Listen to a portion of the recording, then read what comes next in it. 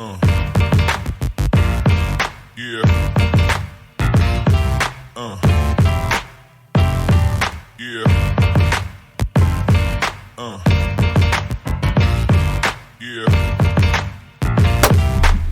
Hey, Blake. Hey, how you doing? Good. Nic Williams here with the Summit Realty Group podcast. Yep, Blake Shrek Ice, of course.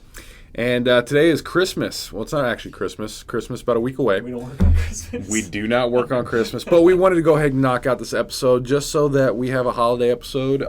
For everybody out there that does not celebrate Christmas, this is also our Kwanzaa and Hanukkah episode. Sure. However, I am ignorant in certain aspects of those traditions, so I'm probably not going to comment on them as much. I always got taught don't talk about things you don't know about. Yeah, you do it anyways. Though. Right? So, yeah, Well, I think the first day of, I do actually.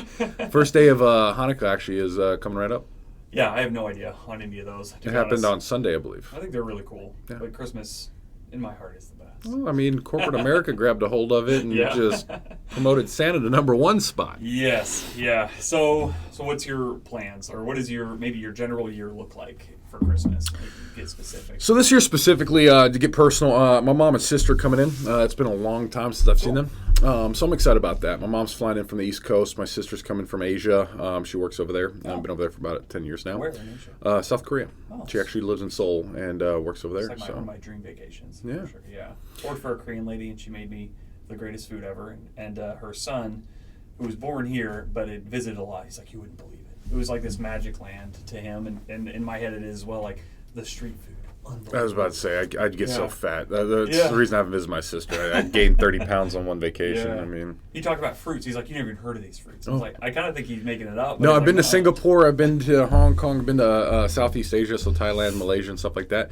No, they're absolutely right. Like, Okay. I mean, everyone knows durian and jackfruit, but there are like little fruits and big fruits, and there are fruits that are the size of a small car. They're really? like that big of a melon, and you're just like, what is this? It's just crazy stuff. So anyways. Yeah. Anyway, Santa Claus loves going to Southeast Asia, I guess. Yeah, sure, why not? Yeah, bring it back in. Yeah. So, so they're coming in, and we got a whole list of stuff that we're going to do, and so I figured we'd just take this episode and kind of talk about what my family's doing and just kind of drag you along for the ride. Yeah, sounds good. I'm just kidding. So when they are coming in, Christmas for us has always been a family holiday. So we're going to spend Christmas and Christmas Eve as a family cooking, catching up. It's been forever since we've seen each other, and just spend some good quality family time. And I really think that's what the holiday season, doesn't matter what religion or what non-religion you are, but really being with family, spending time with family, and carving out time to be present with those that you love. Okay. Then Christmas ends on Sunday, and then they're still here for a week. So that's when we're going to do all the cool Christmassy stuff. So we're going to go see Santa Claus. He doesn't work on Christmas Day. So we're going to probably go down there Monday or Tuesday and go visit that old man. For anybody who doesn't know, we actually do in North Pole, the North Pole as Blake likes to say, have the Santa Claus house. And the Santa Claus house has a bunch of cool features. So one, it's the biggest Santa-based Christmas gift shop that we have around here. But it also is home to Santa Claus 364 days a year. Like I said, he does not work on Christmas Day because he's doing his other job where he's working for FedEx and delivering Christmas presents. Yeah. And then they also have the reindeer pens, so you can actually go down there and see the caribou that they have. So if you want to go and do a little petting zoo adventure, really cool. Most people haven't even seen a caribou, let alone been able to touch one. Yep. I used to, so one of my first jobs, I was the reindeer tender. That's right. I forgot you worked at the Santa Claus house. So that was pretty fun. That was before the furniture, right? No, that would have been before. Yeah, before furniture sales. So they used to have an RV park there. So I didn't work. I was too slovenly to be in the Santa Claus house, and probably too tall to do it as well. So Buddy the Elf stuff. Yeah, exactly. What's this 7-foot goober doing in here? So I took care of the RV stuff, and part of the RV stuff was take care of the reindeer. So they can't eat their own poop, obviously, and so you got to be really careful about that. So I was the poop scooper. It was really cool. A few things. So maybe some people don't know, caribou and reindeer are the same species. Yes. They're considered different if one is domesticated, right? It's not really domesticated, but yeah, it's not free range or whatever you say. The way I see it is like you have in Scandinavia, they have reindeer. They call them reindeer. They look like caribou, but they're herded like cattle on fields, right, through meadows and stuff like that. And eventually they're slaughtered and eaten. Yeah. And here we have caribou, which is the wild species that's running up on the hunt in the northern slopes, and that's where we hunt them and slaughter them and eat them as well. Yeah. So the end result's the same. The only difference is one is a surprise and the other one is kind of pre-planned. Well, I think the interesting part, there's a few of these that are kind of similar. Brown bear and grizzly bears are the same species, but they have different temperaments, they have different sizes, and it's because of where they live. And just like anything, so the brown bears are usually down like around Kodiak, close to the coast, they're fat, they're happier, you could say, less aggressive.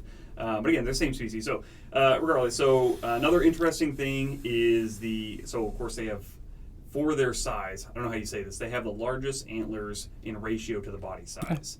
And I think... Said perfectly, Blake. Don't change the way you say that. I think the only way, this may be not true, females have antlers as well. They do. Another one? This is the only species where the male and the female both have antlers that are annual. And by the way, antlers are annual horns, and then horns are permanent. Yeah. So don't call antlers horns. Don't call horns antlers. They shed them all the time. Funny story about that. They would get a lot of like animal activists come by and be like, "Let them free," and all that stuff. When antlers are shedding, it can be kind of gross. They're scraping velvet off. It's bloody. So we had one where it broke the end of its antler off. It was hanging by the velvet, and blood was just kind of squirting for a little bit, and then it was all drenched. That was a big thing. We had to go pull that off. This might not be your child-friendly Christmas episode. It's very normal. We'll put that in the description. They took very good care of them the whole time I was there. Every day I was in there doing stuff with them. They do a great job. They walk them. They feed them. They entertain them. Yep. They're healthy-looking animals versus some that I've seen out in the wild. Yep. And the only other thing, if you're there and you notice, is their joints click. And that's super normal in the wild or otherwise. I don't know why that is, but they pop you'll always hear them clicking around. It's kind of interesting. And if you think that putting caribou in a pen for a petting zoo situation is cruel, go on Instagram and check out the page Nature is Metal, and then you'll want to put every animal in a zoo and protect them from what nature actually is. I think it's a pretty good option. I think so too. For animals. So I mean, ever since COVID, I feel like I'm in a cage. I mean, go to work, go home. Yep, he's become a different species. So anyways, Santa Claus house is like a must. I think it's a must do. The lines are long around this time of year. We got some tourists in town, that kind of stuff. I think right around Christmas should be good because people are actually busy doing other things. Yep. But if you come here in the winter before Christmas, you're going to wait for a couple hours. Yep. All year, really. That being said, though, it's a really cool place. It's a huge building. He is there like every single day. I guess he takes some sick days every now and again, but every time I've been there, he's been there to entertain the crowds. It is a magical place. You can't miss it if you're driving down the Richardson Highway heading, I guess it depends where you're coming from, but heading down towards the Chino Flood Project's Eielson area. You'll see it right off the highway right when you pass through North Pole. There's a 40-foot Santa Claus there, pretty hard to miss. Yeah. So really easy to find, and Google can always get you where you need to go. Yeah. Or Apple Maps. And then thanks for the distinction. Yeah. People are like, Apple's not going to take me there? No, Apple won't take you, but Google will. We are sponsored by Google today. That is not true. So something else we're doing, and I just kind of wanted to make a fun week for my family, and it's something I haven't done yet either, but I've gotten more and more clients and friends that are really into this, but dog mushing. So shout out to Black Spruce Dog Sledding. We reserved, so they're going to be up in the Goldstream area, so they're a little bit north of Fairbanks over by UAF. Really cool adventure, 2.5 hour trip, easy to book online. You can Google them. Again, Apple, I'm sure will take you there too. But can you Bing them, Nick? I don't know if anybody Bings anymore. I think Bing is dead. Microsoft is slowly failing, But no, so a 2.5 hour adventure at -30. They go out, they prep everything. Great refund policy, return policy if you had to cancel for COVID or something like that. They were really easy to work with, and I look forward to next week going and actually trying them out. So that's something cool. I don't know if they're going to let you stand on the back, if they put you in the basket. I don't know if you get 4 dogs, 6 dogs, 9 dogs. Don't know any of that stuff, but I can tell you, pretty cool thing to do in the middle of winter here in Alaska. I'm curious to talk to you after what you think of it, because I Well, I did won't it tell you. once. Yeah, obviously. I'm not going to see you afterwards. Yeah, that's it, man. The last podcast. So when I've gone one time, I used to work for the school district and out in Two Rivers. There's a lot of people who dog mush out there. So one of the teachers is like, hey, let's go dog mushing. It's like, all right, cool, that'd be great. I took my wife before we had any kids. And when we first get there, the dogs are going ballistic. Crazy. Yeah, so he had enough for 2 teams. So he had probably, I don't know, we'll say 16 dogs, 8 and 8. I don't remember exactly. And you couldn't even talk. He's just like pointing where we need to be and everything. So we get in there, and then they start going, and they all calm down. Or they don't calm down, but they're not barking anymore because they're running, and they're so excited to go. And like almost immediately, I realized this is so different than any ATV or snow machine thing. It's so quiet. Mm-hmm. You can hear everything. You hear their feet padding along, of course. But it was so peaceful. You're not going that fast. So You're going like 10, 15 I was miles per kind of hour, imagining like an extreme sport, but it's not that. You're following a trail. The dogs lead themselves, basically. You maybe have to lean on a tight corner, but not really. Like, you're just helping them, get the sled around. I kept flopping off, and they're like, what are you doing? I was like, I'm leaning, man. He's like, you probably don't need to. I would hit the inside corner and flip over. And anyways, they do have a little thing that I use multiple times that drops down and catches the snow. The dogs don't like it. They're like, but anyways, so try not to do that. Like a brake. Yeah, exactly. So it'll just keep running. Yeah. If you're not back there, that'd be horrible. So anyways, it was a ton of fun. So I'm interested to see what you think. Yeah, I'm looking forward to it. I got a bunch of friends that do it to like exercise the dogs. Like they're like that. They're not the guides, but they're the hands behind the scenes. So when nobody books, they're the ones that get the dogs exercise and stuff. Oh, okay, cool. And so if I like it, I might have some connections to be able to do a little bit more in the future. Yeah, that'd be awesome. That'd be awesome. Yeah. Quick side story about those same people. So nice people, teachers, whatnot. I worked at the school after hours. I was a cleaner. I used to bike to Two Rivers and back. Hold on, we got to get chronological order now. You were reindeer poop scooper. Yep. Then human poop scooper. Yeah, exactly. And then furniture salesman. Yeah. Got it. All right, I got the chronological order. We didn't have toilets at the furniture store. We should have really brought everything full circle. Now in real estate, I just take a bunch of crap.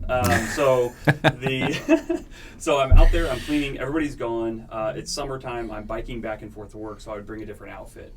And I was changing into my outfit, and I was like, oh, I had a little heart rate monitor I would wear. I was like, if you get the ends wet, it's supposed to work better. So I was like, oh, shoot, let me go get the ends wet in the bathroom real quick. I'm in my underwear, socks, heart rate monitor in hand. That's it. I step out the door. Santa Claus is standing right there. Yeah, no, door shuts. Everything pretty much in schools automatically is locked. Right. I go get it wet. I come back and like, oh, I didn't realize when it shut or anything, but I was like, oh, no.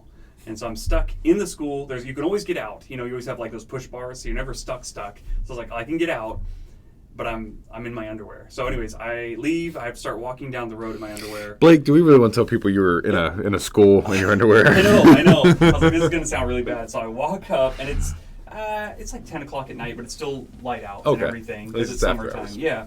So I'm walking, and I see a truck. And then the lunch bell rings. Yeah, no, this is after hours for sure. So, otherwise I wouldn't be there. I would have stayed in my office. I had my own office. I was like, nobody's here. Anyways, walking, hit a little pull off, and there's a truck. And so I start kind of shouting because I don't want to just like pop up on them in my undies. And I was like, hey, I'm like, oh, who's the girl? I was like, oh, you're not going to believe this, but I actually work at the school. And there was none of that happening. They're like, what? Yeah, they're like, okay. So I was like, can you drive me back to my house? It was like 30 minutes away. And they're like, we don't want to drive that far. I was like, come on, man, I'm in my underwear. Like, what the heck? And so I was like, well, I know, the only person I could think of was the teachers that took me dog mushing. I was like, I know where they live.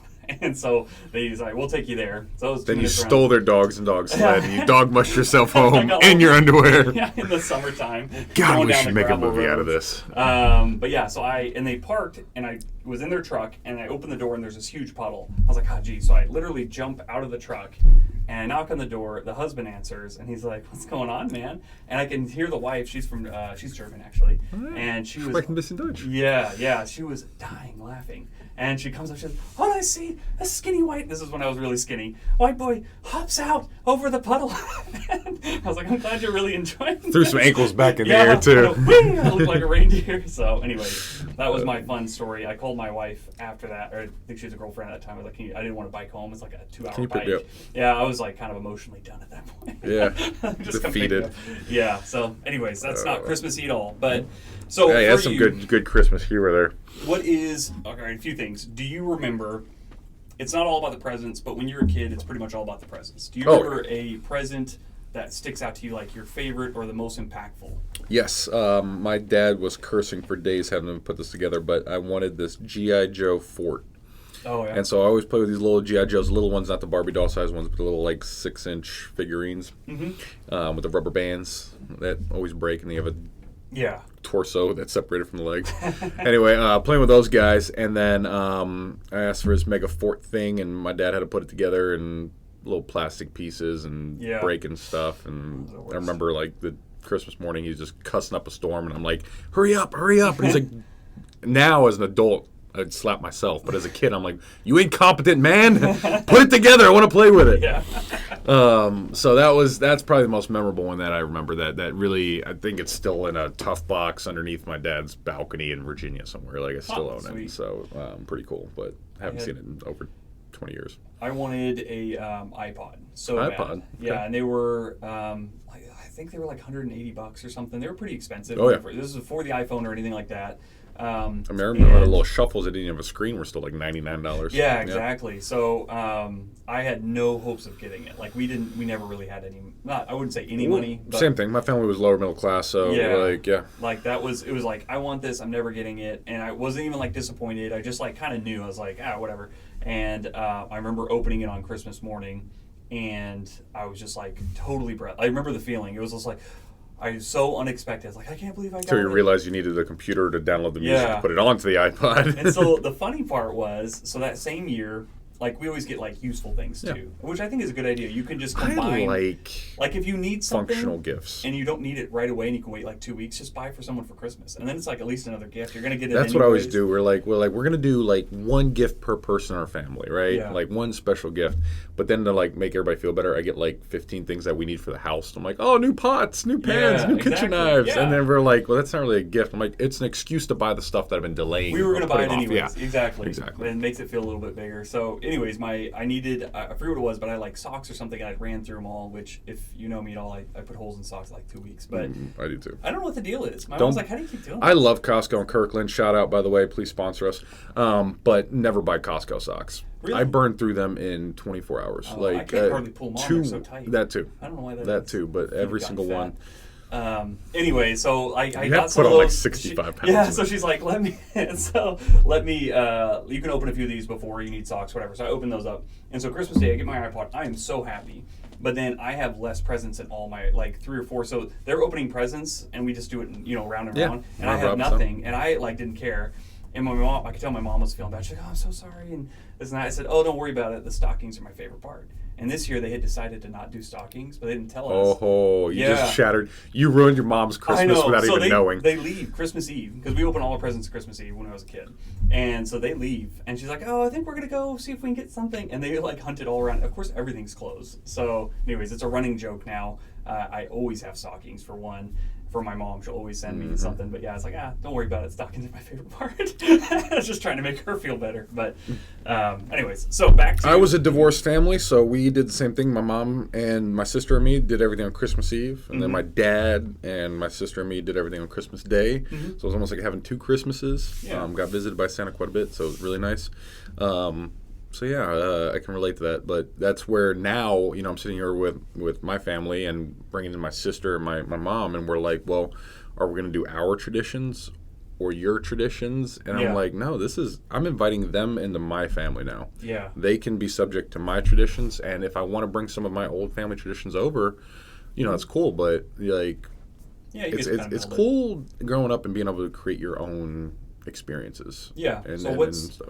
What's either a favorite tradition or maybe a weird tradition that you guys do or whatever, just like one that sticks out. Well, my favorite one, and this is honestly, I look forward to it all year long, is surf and turf. I got a reputation for being a bit frugal and cheap. Right?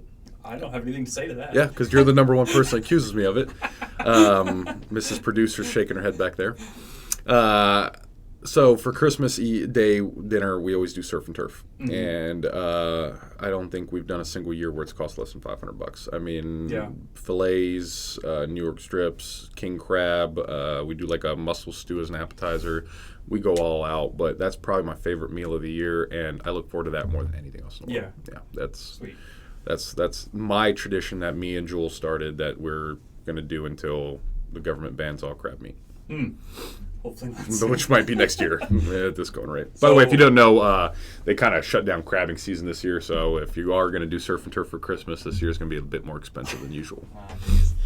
Yeah, so I don't know if I have a favorite. One that I don't know if it's a tradition, but it's almost, we pretty much do it every year that I really enjoy is, I don't know if you guys know the game Phase 10. You played Phase 10? I've seen it. I've played it. I don't remember the rules of it. But yeah, it's so easy. Pretend like I know what it is. Yeah, anyways, it's just a card game. It's one of those card games that you don't have to look at the instructions every time you play. Yep. Or like a board game. That's, like Uno. I hate Uno, but I love it because like literally it makes sense on how to play. Yeah, exactly. So basically and it doesn't matter how you play.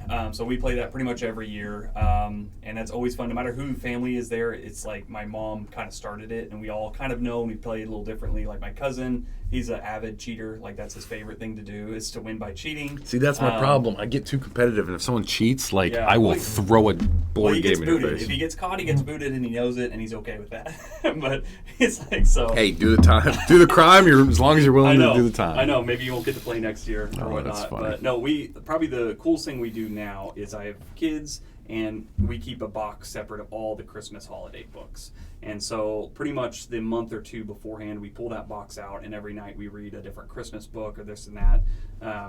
And we have a few that are like carols, and the kids, oh my gosh, like we're not the best singers or anything, but we all sing top of our lungs, and it's like we're about to go to bed. That's fun. Like, they're just like going ballistic, like, veins in the neck kids, like yelling it as loud as they can. So that's pretty fun. One thing that, since I kind of grew up that I've always wanted to do for Christmas if I had kids was how do you teach a child the sense of giving, right? Christmas seems to be a very greedy time of year for kids. My gifts, I want to unwrap it. They're happy, they're children, so I'm not saying it's a bad thing. But something I've always thought would be a great idea is, maybe give 1 or 2 extra gifts. Mm-hmm. And then at the end of Christmas, the kids have to vote on which one gift gets donated. That'd be cool. So you give them 5, 6 gifts each, but as a group, the children have to decide which one they're giving back to somebody else. Yeah. And that's how maybe we can instill some charity and giving into the season. I think that'd be really cool. Yeah, I think it comes back to also, I don't know, like you said, it's been highly commercialized, obviously. Like it's a whole season. Businesses are built around, like there are certain businesses like that only operate in the month of December. Let's say like Andy's Mints. Do you ever eat an Andy's Mint not around Christmas time? I don't even know where you could find one. They're excellent. They're the best candy ever, but I only eat them 1 month of the year. Same thing with those little assortments of chocolates. I mean, I'm sure you can go to Fudge Shop and buy those. Yeah. But I only see them come out around this time of year, and every year we buy like 4 or 5 boxes of them. We eat one a week because we're like, this is the only month where we can buy like the little... So, anyways. Which, by the way, is it weird if people bite half of it and put it back in the thing? It is disgusting. Come on. Babe, I told you. Oh, Jewel. I don't want to. New rule. Shade, It's new rule though. Kids are saying. No, because what we're doing now is I'm eating the other half, and that's how we share. Because they only put one of each kind in there. Nick, so I want to be honest. This is how now I get to try the same one she tries. I've probably told you this before, but it was weird for me too. Like if ever there's an argument between you and Jewel, or there's like she wins.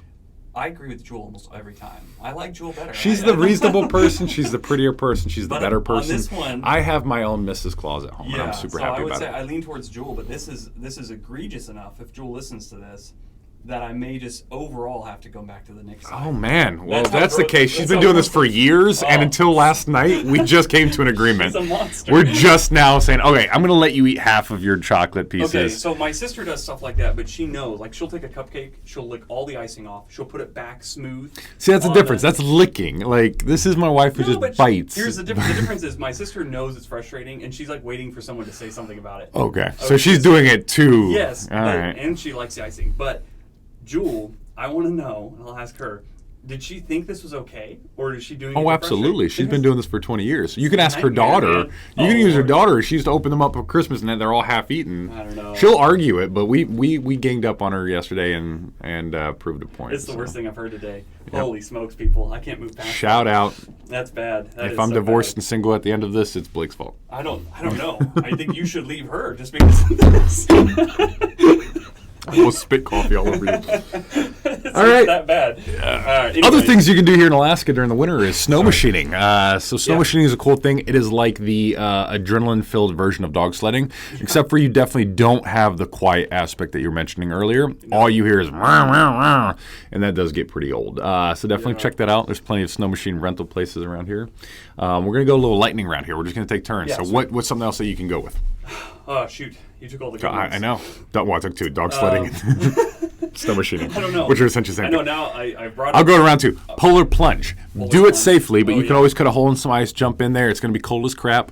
But that's a get to huge see thing. We're not quite Scandinavian here, but that is something that I think we should do more of. And in fact, maybe next year we look into like a safe way of hosting a polar plunge somewhere. Yeah, I've got a chainsaw. I think that'd be really cool. Yeah, up to 30 inches of ice I can cut now. I think we should do it. That'd be cool. We have Gotta get some lifeguards and stuff on. Ice fishing is always fun. Ice fishing is a good one. Along with that, we have we were just talking about this morning.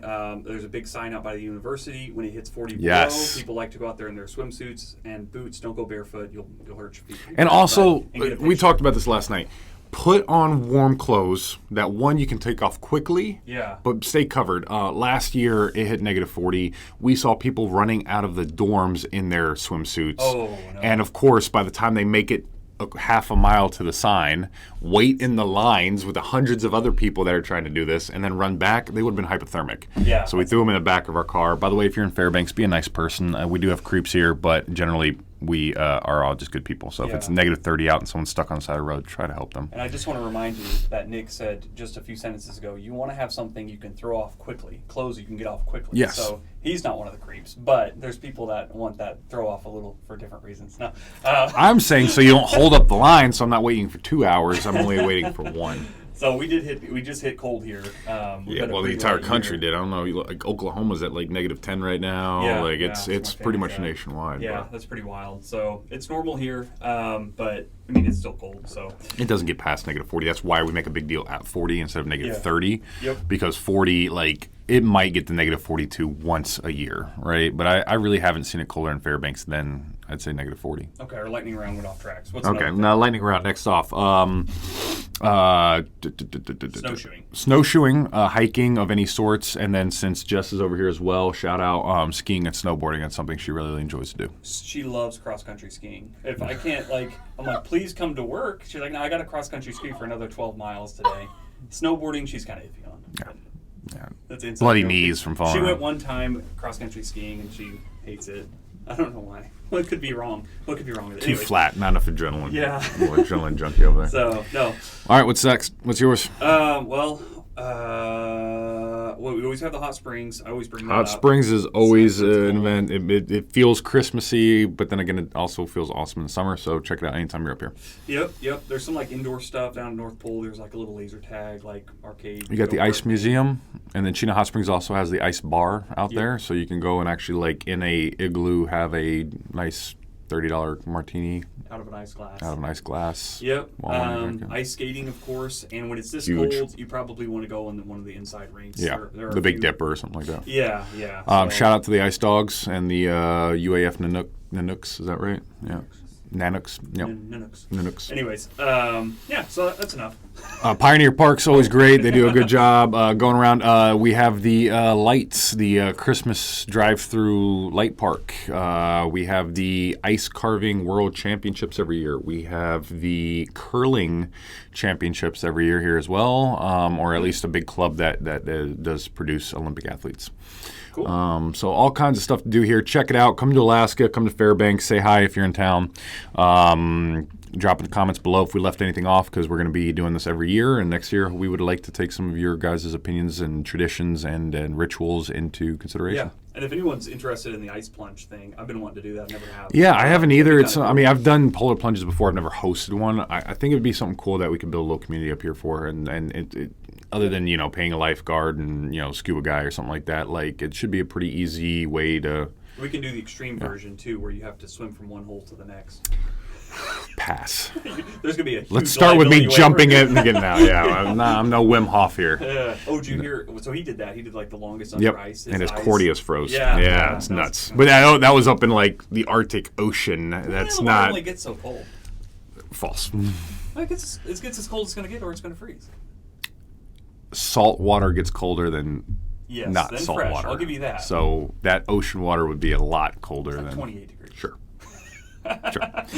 All right, guys. Thanks for tuning in. Thanks for paying attention. Merry Christmas. Hope everybody has a great holiday and a Happy New Year. We'll try to do another one next year for the New Year season or shortly after. But 2022 has been a big year for all of us, and I'm glad to see we're wrapping it up and heading into 2023 healthy, happy, and thanks again for your time, Blake. All right, cool. It's fun. Bye. Au revoir. All right.